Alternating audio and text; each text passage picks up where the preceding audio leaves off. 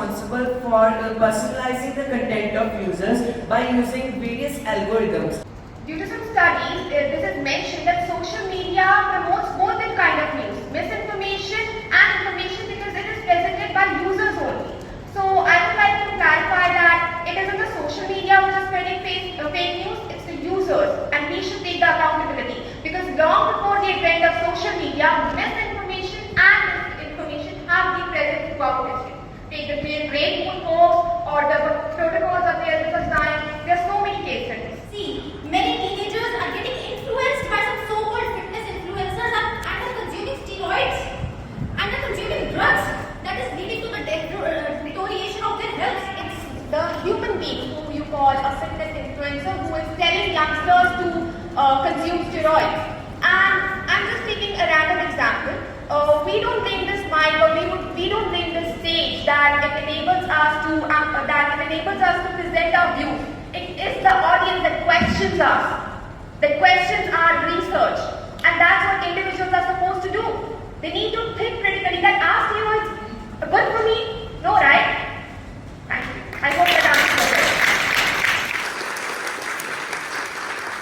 Very threat of COVID-19 to certain theories that vaccines could alter human DNA.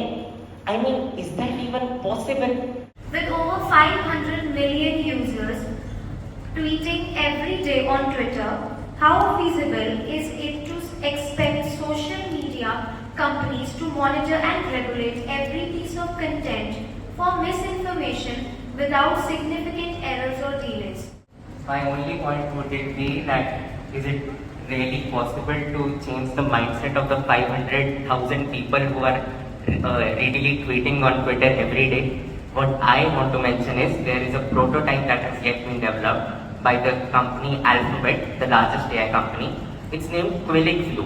What it does is it does not censor misinformation, it only highlights the rationally proven and scientifically backed facts. The risk of censorship and free speech. One of the most dangerous outcomes of holding social media liable for the spread of misinformation is the risk of censorship. Every person has a perfect moral compass and says only the truth. But in reality, our world hangs by a thread. Thinking skills, fact-checking information, and we must hold ourselves accountable for what we share online. Blaming social media oversimplifies the issues and take innovation away from social media. Can we afford to overlook this complexities?